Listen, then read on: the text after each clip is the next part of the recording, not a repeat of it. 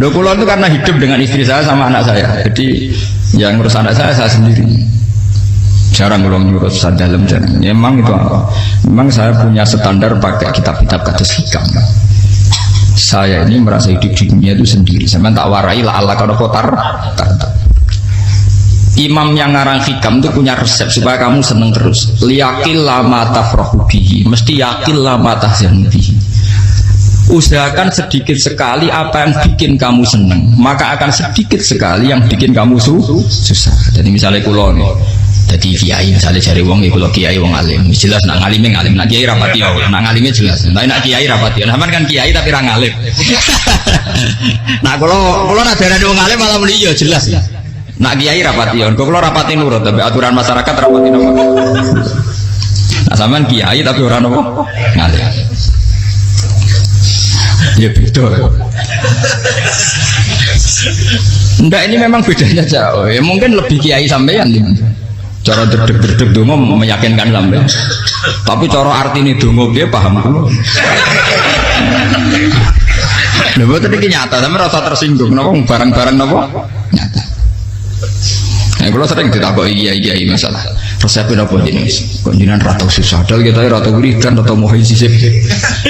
Resepnya ilmu itu gini kata hikam. Ulama yang kayak hikam tuh pernah ngarang kitab tuh saking syukurnya entah saking angkuhnya terserah ngomentari. Kamu harus yakin bahwa di sisa hidup Anda itu tidak akan maksiat lagi. Sehingga kalau kamu ditakdir maksiat, anggap saja akhru maksiatin kudirat alika. Anggap itu yang terakhir. Siapa yang menganggap mohal bahwa dia tidak akan dosa sampai mati, berarti menganggap Tuhan itu lemah. Karena cara berpikir kita kan bayangkan hidup itu 40 tahun lagi. Misalnya saya sekarang buat 40, bayangkan umur kadang 4 tahun meneh. Sampean misalnya umur selawe, bayangkan selawe tahun meneh. Sehingga nganggap dalam durasi ini selawe tahun kok orang maksiat kan mohal. Apalagi sampai sudah tahu maksiat itu bakat tempah. Ya maksiat ya kelas-kelasan, nak bikin pacaran. Nak wong iso mau mah ya nakal, nak sing setengah soleh ya berbau proposal ya sesuai kontaknya dhewe-dhewe. Itu kan urusan masing-masing. Ya itu kan urusan masing. Moe waki sabu ala wong ngono ora ono sing ro waki sabu. Rombongan wali songo, mbok kangen wali songo, mbok golek selisih, wawahu napa? Alam. Sing roh pangeran tiap, mbok kangen wali, mbok golek selisih margin. Niku pokoke wawahu napa? Alam. Ya itu kan urusan jenengan mbek pangeran, mboten urusan kula. Tapi tetap saya sebagai ulama mengingatkan, niat itu ditoto. Begini, ulama dulu tuh ngitung hidup hanya 2 menit 2 detik, sehingga dia ya gampang saja. Kayak imam, kayak kanjeng Nabi itu, ya Rasulullah kenapa tidak menyediakan makanan untuk besok? Loh, saya itu tidak yakin kalau hidup saya sampai besok. Ya sudah begitu cara, ya sudah tenang saja. Kalau sampean kan bayangkan hidup 4 tahun lagi, 5 tahun lagi, sehingga arah mangan ya wedi tenang. Padahal bolak-balik zaman cilik arah mangan, tetap wedi. Jadi cara berpikir Nabi itu begitu. Begitu juga cara pikir sahabat, cara pikir ulama-ulama yang waras itu begitu. Lalu saya itu pernah melarat di Jogja zaman pertama merantau itu, kalau santai saya bilang, Gus kok tidak punya beras, tapi aku yakin nak sesuk urip palu. Gue butuh mangan sesuk, anak sesuk ijek nopo. Cara berpikir ulama itu begitu. Sehingga melihat maksiat juga gitu. Alhamdulillah aku ijek urip 1 detik, 2 detik, 2 menit, sehingga hidup. Dan itu sudah cukup untuk lafadzkan la ilaha illallah. Makanya kata ngarang hikam, betapa murahnya Allah. Surga itu hanya bisa dibeli dengan 2 menit, karena surga itu senilai la ilaha illallah, miftahul jannah la ilaha illallah. Itu cukup 1 menit. Berarti surga itu regane mau 1 menit. Dan karena dia nganggap hidup itu 1 menit ke depan la ilaha illallah, ya sudah. Dia ngitungnya hidup itu per menit. Kalau sampean kan enggak, per 10 tahun, per 20 tahun. Sehingga kriminal betul, cara pandang sampean itu kriminal betul. Sehingga bayang kudu di duwe, kudu di bojo, nak kiai kudu di pengaruh. Nah kalau saya enggak, saya meskipun tidak sehebat itu, tapi mewarisi keilmuan mereka. Jadi misalnya saya jadi ulama itu bayang di santri musito Islam pokoknya ke Ahmadiyah ya gitu saja. Ya pokoknya ya sudah gitu. Orang bayang santri yang pimpinan takwa khusyuk salam tempel demen gelo, demen apa? Udah tanyakan santri-santri saya itu mungkin belum pernah nyuruh istri saya bikin kopi. Bisa dihitung. Karena saya itu sederhana saja. Misalnya saya pergi dari Jogja, ini yang nyata salah. Bayangno bojoku wis maca, gawekno kopi, bukakno lawang malah kecewa. Seperti umumnya orang kan gitu. Semerantau ada-ada bayangno bojoku nyuambut, digawekno kopi, digodhogno banyu hangat, teman bareng teko bojone wangep kukur-kukur. Karena tarifnya dia ideal, maka mudah kecewa kalau itu tidak terjadi. Nak kula mboten sebayangno kaya Jogja bojoku cek uta Islam, nak salat 5 bulan ya sudah gitu. Pakai standar-standar yang minimalis. Saya dari rumah bangun sampai ngaji ya, pokoknya melek ya sudah nak salat dem-dem napa. Mulane sudah gitu. Andai kan saya pakai standar maksimal, maka akan mudah kecewa. Rasulullah juga begitu. Rasulullah itu ngadepi Sayyidah Aisyah, itu ya begitu, ngadepi Hasan Husain. Sehingga tidak ada cerita Nabi mudah kecewa betul. Karena Nabi bayangkan anak istrinya itu ya minimalis sekali, urusan dunia loh maksudnya minimalis sekali. Misalnya Nabi pagi-pagi tanya, ya Aisyah apa ada sarapan? Enggak ya Rasulullah, ya idzan asumu kan itu saya puasa. Kalau sampean usul-usul lah digeno kopi wong wedok opo? Itu kan repot. Muni-muni itibak sunnah Rasul tapi tidak pernah sampean mendekati sunnah napa? Rasul. Sehingga ya tenang saja Nabi. Saya tuh alhamdulillah bisa niru dalam gitu-gitu tuh bisa. Makanya ini kiai muda paling enjoy. Banyak kiai-kiai sepuh itu kalau urusan gitu konsultasi masa. Gus siapa pokoknya. Ini kula era karep apa. Juga saya tidak pernah bayangkan apa tanggaku seneng aku atau orang sing ngaji aku kecil itu tidak pernah bayangkan. Sampai itu kan makhluk, tidak penting. Kecewa tidak kecewa itu tidak benar. Saya itu orang alim, ngerti ini warido kamat lubi, ora warido kum. Yang tak boleh ridane pengiran, ridane sing ngaji, ridane konsumen. Itu apa? Makhluk tidak penting. Itu harus dilatih. Harus apa? Sehingga orang tuh kalau biasa sholat, maksudnya biasa takluk ke Allah, mesti la'alla katardo, mesti gampang puas. Karena dia iktifak ngalap cukup be Allah Subhanahu wa ta'ala. Saya sebagai manusia juga sering ditangisi istri. Misalnya saya sering ke Jogja sendirian, nah ninggalan nopo, ninggalan ibu milih pengiran. Misalnya mati ninggalan, dia paling aku mau ngapain nih suara, paling mau nangis gue kegiatan, tak kayak gitu. Bukan apa-apa. Ingin saya bahwa konstitusi ulama itu masih iktimat Allah. Kalau kita kan enggak, cara berpikir kita ngaji itu ideal sing ono podium, sing ngaji kelaminan takwa kabeh, ketunan kaji kabeh, diluk kabeh. Kita akan pakai standar-standar yang dengan asumsi kita. Padahal Nabi dulu zaman sugeng al iman hahuna wa yusiru ila qalbihi sadrihi salah. Iman itu urusan hati. Komitmen sampean be Allah Subhanahu wa ta'ala. Nah ini resepnya. Makanya kata hikam yakinlah mata frohubi, mesti yakinlah mata senubi. Sedikitlah kamu gembira dengan satu hal, nanti akan sedikit kamu yang kecil. Artinya misalnya kata kulo sebagai ulama seneng kulo nu kok ijek iman, ya nggak kayak ngawang. Ya sudah gitu. Jadi misalnya suatu saat kulo jatuh, yang ngaji saya gak semenang jadi kubeting. Uang sing seneng kulo bubar kabeh. Kulo ya susah, miskola darah bener. Gus saiki jenengan orang sing seneng, ya tenang saja. Sing seneng ya makhluk ora jelas. Dan status mereka tetap layaduru walayang. Ini harus dilatih. Sehingga Nabi itu ya meskipun beliau itu perang, sahabatnya meninggal, ya tenang saja. Nabi cara berpikir yang meninggal mereka mati syahid, yang masih hidup dianggap berpotensi melakukan kebaikan. Sama tak warai resep-resep dari Rasulullah SAW. Saya ini sebetulnya memaksa, menjelaskan ini memaksa, karena saya inginnya jadi ulama yang kayak umumnya orang, tidak ideal-ideal lama. Tapi kan saya ditegur ilmunya itu ideal, jadi terpaksa saya jelaskan. Tapi kalau perilaku saya tidak akan ideal. Besok ngawur saatnya mari Ghafuri pengiran nganggur balik cerita. Ada seorang wali, karena dia wali itu doa di multazam, ya Allah saya ini minta satu hal. Karena dia wali maka tidak minta uang, tidak minta jabatan, minta engkau takdir saya tidak pernah maksiat. Itu kan bagus sekali, minta doa ditakdir gak maksiat kan ada. Dari pengiran malah Syafi'i. Fa'ena ada ghafur. Karena tahu maksiat malah sifat ghafurku tak ada kok endi. Gamane pengiran kan sifat ghafurku rak nganggur. Malah tidak ada orang selain Nabi kecuali ditakdir tahu maksiat, dan sifat ghafur pengiran efektif. Paham kenapa? Lara sampean kan ghafure bonggo kabeh, dadi karek sajidul iqab. Karena maksiate sampean sering, jadi sifat ghafure wis berlaku aktif. Saya karek nunggu sifat sajidul iqab. Paham ya? Itu beda dengan wali-wali. Sifat sadidul iqab mau aktif, mereka tidak punya dosa. Malah pangeran bingung gak kok sifat ghafuril. Apa rada kok ghafur atau dosa. Didakoi sadidul iqab gak tahu masih. Jadi pangeran malah sing bingung. Nak kowe ora tau maksiat ghafur kok tak dakoni. Kok ora tau maksiat, wong iku ora tau apa?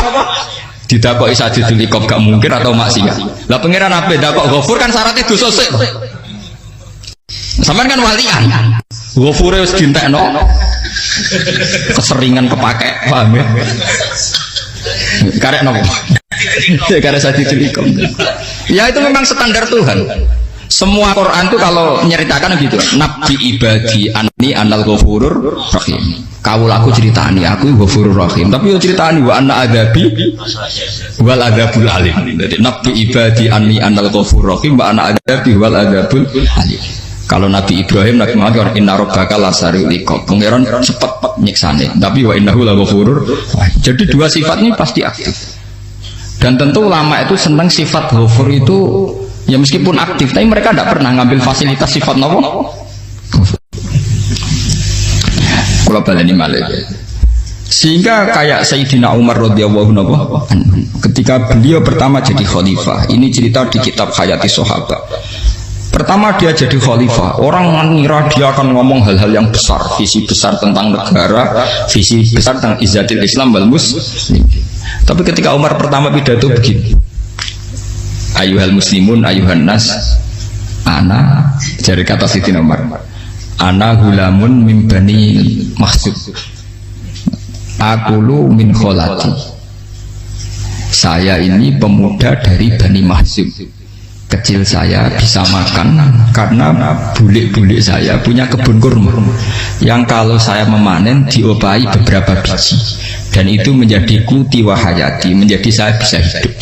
Terus wassalamualaikum warahmatullahi wabarakatuh. Orang itu penasaran semua. Orang jadi khalifah pertama dibendung jadi Amirul Mukminin, pidatonya ngenang masa kecilnya ra kelar mangan, kelare mangan mergo buruh bulike. Paham ya? Ngondoh kurma terus dikai tamarotin, beberapa kurma sing dadekno iso, dan itu saya pakai sampai ketemu Allah Subhanahu wa taala. Saya pakai misalnya sekarang saya mulia, misalnya kalau dibilang mulia ya ono sing nyucup, ono sing husnudzon, ono sing hormat, ya macam-macam sawangane. Itu bodoh sekali kalau saya menikmati itu, bodoh sekali. Paling banter nikmati dicucup dihormati itu apa? Tapi kalau nikmatnya bisa makan saat itu tuh nyawa. SBY jadi presiden prestasi, Gus Dur jadi presiden prestasi, tapi umpama presiden tetap mangan. Prestasi tertinggi ada bisa makan selisat dirungki gojo-gonyo. Makanya Umar mengingatkan, sebetulnya nikmat tertinggi saya itu tidak saat saya jadi khalifah, saat itu kok aku iso mangan, cara gak aku mati. Paham ya? Bodoh itu luar biasa. Kita ini kan menjadi angkuh karena ngitung nikmat itu yang besar-besar, punya prestasi, punya. Kalau saya enggak ngitung nikmat itu kelar mangan gak mati, kan gampang. Sehingga saya tidak mudah kecewa karena tarifnya minimalis, gak gampang apa? Jadi misalnya kalau kapan-kapan kok Gus ini gitu, Tuhan rasanya jangan ngeten-ngeten. Oh makhluk itu ya gak apa-apa. Kalau di status kiai kan seakan-akan ngomongnya sakral, seakan-akan mandi. Tapi nak status oh makhluk itu ngomong ya sudah kan. Menjadi kan distatuskan sebagai apa? Makhluk. Tentu makhluk statusnya la yadurru wala yang. Di sini ini penting orang-orang ahli tauhid tentu tidak punya kesusahan. Innalladzina qalu rabbuna wa tsumma istaqamu. Mesti tidak ada kesusahan sama sekali. Misalnya ulama-ulama dulu mau mati, ya tenang saja. Mati kedua itu mati paling menantang ya, menyenangkan sekali. Karena mati yang seru itu mati zaman Al-Adam. Misalnya saya kelahiran tahun 70. Tahun 40-50 kan belum ada saya. Itu mati yang sejati karena Al-Adam. Kenapa? Al-Adam tidak ada. Mati yang nanti itu mati yang petualangan, karena saya mati setelah menyaksikan kekuasaan Allah, setelah husnudzon sama Allah, sehingga mati yang menuruti kerinduan akan ketemu sang kekasih. Makanya Jalaluddin Ar-Rumi ketika mau meninggal dan orang-orang muridnya nangis, dia marah-marah. Hei murid-muridku, betapa bodohnya engkau. Saat kayak ini yang saya tunggu, saya sudah menyesal berusaha Allah dat cinta senang. Aku kecewa waktu makhluk-makhluk koyo kuwi. Saiki wis wayahe aku goleki kholik dat cinta senengi malah buat tangi. Cek bodoh nih gue. Saat-saat sing tenteni malah buat tangi. betapa aku lamanya menunggu kematian ini. Mergo hidup itu keterpisahanku mbek Allah, kemen ketemu kowe. Malane Jalaluddin Rumilah yang mengistilahkan mati itu malam pengantin. Makanya fal'an awanus sirok minkum wa awan wisol habibi. Ini saat yang indah karena ketemu dengan berpisah dari makhluk-makhluk yang tidak penting menuju sama Habib kekasihku. Jadi yang misalkan mati itu malam pengantin. Semenjak istilah itu populer sehingga di Jawa anak ngipi jadi nganten takwilane mati. Itu filosofi sufi ya, filosofi apa? Lan itu begitu juga sahabat-sahabat dulu. Bilal mau meninggal, anaknya udah nangis. Bilal lagu ya. Ditanya sama anaknya, kenapa anak-anak kamu nangis? Dan jenengan badhe kabundut. Aku malah seneng nang mati. Hudan nalqal akhibah Muhammad dan wa hisbah. Aku nak urip ketemune mbek kowe terus. Malah nak mati ketemu Nabi Muhammad. Hudan nalqal akhibah Muhammad dan wa hisbah. Nah, dengan cara pandang begitu maka hidup itu enjoy saja. Ya, saya sebenarnya keberatan pakai kelas ini, keberatan karena saya harus ngulang sampean-sampean itu. Ya makanya potensi kayak saya tentu mengurangi jadwal ketemu. Makanya saya mohon kalau tidak penting itu jangan sungkan. Anggap saja itu bagian dari hormat saya. Ya minimal sampai misalnya di dua saya ketahui gue jajan pentolan enam apa mau gue suwan bareng malah repot. Gue ganggu uang anak peleleran pak. Nah misalnya sampai kepentak kok hukum, uang nak rapi pinter, hukumnya takokannya ya ringan, takok kita tanggam paling bisa. Karena pertanyaan yang ringan tentu ya ringan-ringan saja kan. Gak perlu kiai kali sama rasa GR. Kalau pertanyaannya angel Gus gak ada sing iso jawab. Uang nak ralim tahke, ku pertanyaannya ya ora patimu tuh. Ibu wis kangelan nonton. Ini buat terngenyek tapi podo enak. Podo apa? Makanya kalau latih. Jadi hikam sendiri itu ada manhaj, ada metode. Kalau orang supaya tardo, liyakillah matafrohubi, yakillah matahzen. Anak saya itu kalau habis main pulang, itu saya senengnya pol. Istri saya pernah jangan. Gus, anak mulai senengnya biro-biro, anakku gemelan di rumah. Misalnya terus biasa. Saya itu anakku lo main mulai itu seneng. Biro-biro anakku mulai di rumah. Dipanggil anak saya bapak itu senengnya tak boleh. Biro-biro saya manggil bapak. Jadi saya pakai standar minimalis. Saya tidak pernah pakai tarif di anak yang ideal dihormati orang-orang. Sebenarnya anakku sujud nih pangeran, ngerti pentingnya mau tasbih. Makanya anak saya tak namakan tasbih semua. Itu ya sudah selesai. Saya tidak pernah bayangkan anak saya jadi kayak besar dihormati juga. Mari gampang kecil. Sekolah kan nggak Sayyidina Umar. Saya pemuda dari Bani Mahzum. Yang kecilnya bisa makan karena buruh bulikku. Akal tuh tamarot. Wah itu saya baca tuh nangis betul. Betapa hebatnya Sayyidina Umar mengingatkan ulang bahwa nikmat tertinggi itu ya makan, karena makan kaitannya nyawa. Orang jadi bupati, enggak jadi bupati tetap makan. Jadi kalau ngatain saya tarifnya minimalis sekali. Nah, kalau orang sudah makan gitu lah Allah kata mudah sekali. Tapi kalau sampai tarifnya ideal harus di mobil kudu sangune akeh. Mosok gue mobil gak sangu akeh. Barang gue sangu akeh kudu gue penderek. Mosok kere lu juga kok tanpa penderek. Penderek maju. Mosok ora kena dikeloni jadi malah repot. Akhirnya gue wong ayu. Arep selingkuh dijari sing kowe. Perkara meneh. Mau ruwet menuruti tahapan-tahapan duniawi makanya resep kalau ingin itu kon sholat, maksudnya sholat itu dihayati secara tauhid ya, dihayati secara tauhid. Misalnya innal sholati wa nusuki wa mahyaya wa mamati lillahi rabbil alamin. Itu akan pasti Allah kata pasti mudah melihat alam ini ridho. Ini satu sekelumit ya, di resep orang ulama yang saya meniru beberapa di kitab Hayati Sahabat, di kitab Hikam, dan meniru terutama di semuanya sanad dari Rasulullah Shallallahu Alaihi Wasallam. Hanya suatu saat Nabi itu kagum. Abdullah bin Mas'ud itu jalan dan dikawal oleh beberapa malaikat. Terus Nabi itu heran. Ya kenapa itu selalu mengawal kamu? Kata Abdullah bin Mas'ud, ya Rasulullah, inilah akhtu khutwatan illa wa azunnu alla akhtu wa ukhra wa ma aqaltu luqmatan illa wa azunnu alla alqamu ukhra. Saya itu tidak pernah melangkah kecuali saya tidak pernah yakin apa betul saya bisa melangkah lagi. Jadi perlangkahnya itu dia iktimat Allah. Dan saya tidak pernah mengunyah satu kunyahan kecuali saya tidak yakin apa betul saya bisa mengunyah lagi. Setiap punyanya tetap semuanya ada bismillah. Semua itu atas nama pertolongan atas kata Rasulullah. Orang andikan saya ada nabi terakhir itu jadi nabi. Makanya dulu nabi itu sering ngendikan, andikan orang-orang kayak gitu itu ada nubuah, tentu mereka punya derajat nubuah. Jadi tidak jadi nabi tapi punya derajat nubuah. Nah, orang yang cara berpikir gitu tentu tidak khawatir apa yang hilang dari dirinya, karena dia berkontrak dengan Tuhan hanya per menit per detik. Jika mempunyai resep al-mu'min yusiru sana Allah ayakuna li nafsi zakiron. Seorang mukmin yang sejati tentu kontraknya dengan Allah Subhanahu wa taala, dan dia tidak pernah ingat dirinya sendiri. Kayak sampai pas umat tapi Allahu Akbar, Allah Maha Besar, subhanallah. Selalu ana wong ngrasani termasuk lali utangnya barang itu. Tapi yang jelas kan menjadi enjoy dengan dirinya sendiri. Paham ya? Menjadi enjoy dengan dirinya karena dia tidak sering punya kontrak dengan makhluk. Nah ini maksudnya Allah kamu. Janganlah ala kata kamu pandang, apa nak sholat terus kabul kaja, apa nak sholat terus untuk duit ya karena cara pikir iso aja nak duit ya. Dan ini resep ya, dan resep ini dari ulama-ulama yang istinad ila Rasulillah Shallallahu Alaihi Wasallam. Karena kalau Nabi itu memang cara pandang begitu. Aisyah itu pernah ditanya, ya Aisyah, saya ini ingin makan apa yang dari sahabat ini masih. Wah ya Rasulullah sudah habis karena tak kasihkan tetangga. Itu Nabi tidak marah-marah, malah bilang, kamu benar Aisyah, biru yang kamu kasihkan tuh yang masih. Kau nak daging dipangan dewe kadang nuruti nafsu, nak dikekno wong sudah kau nuruti perintah pengen.